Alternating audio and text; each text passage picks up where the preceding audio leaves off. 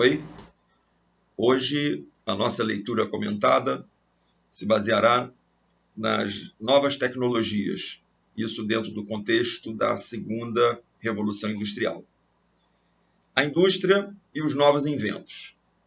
Por volta de 1860, pesquisas no campo da tecnologia permitiram que novos inventos chegassem às indústrias e impulsionassem a produção, fortalecendo setores tradicionais, como o da produção de minério de ferro, e favorecendo a formação de novas e importantes indústrias.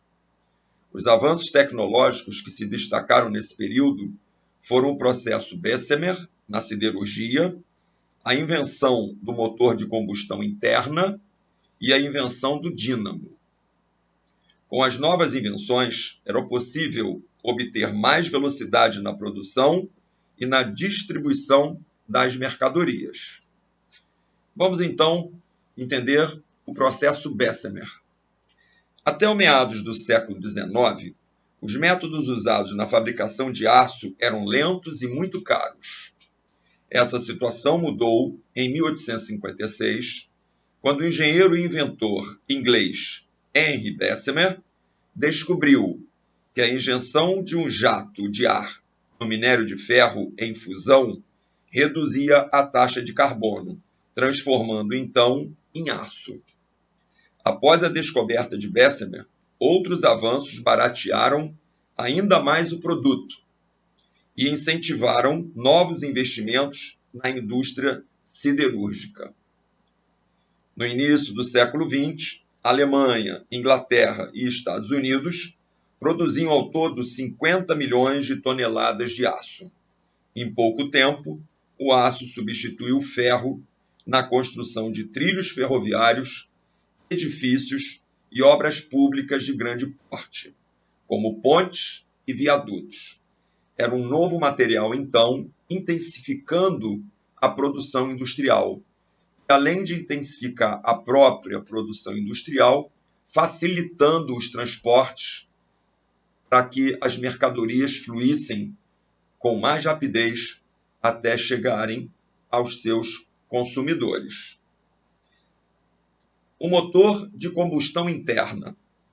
Até meados do século XIX, o petróleo era mais usado no tratamento medicinal ou como lubrificante.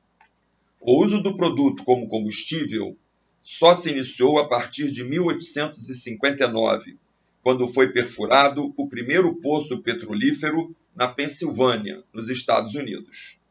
Porém, durante alguns anos, o petróleo extraído se destinava principalmente à fabricação de querosene.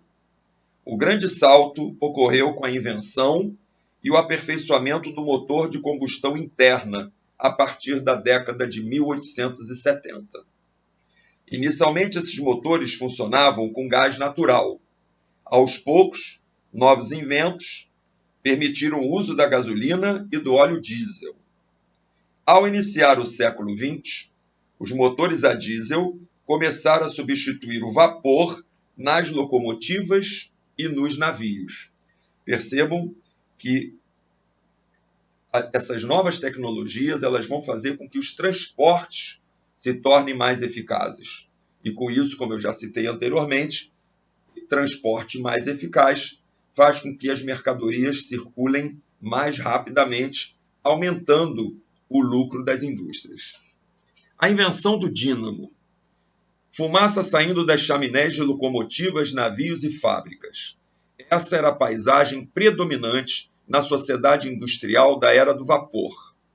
Por volta de 1870, a invenção do dínamo, uma máquina que produz eletricidade, começou a mudar essa paisagem.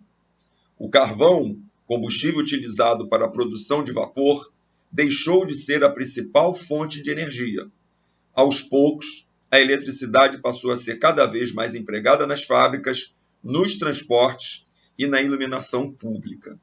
A eficiência da energia elétrica era maior do que a eficiência do carvão mineral, do carvão vegetal e do carvão mineral.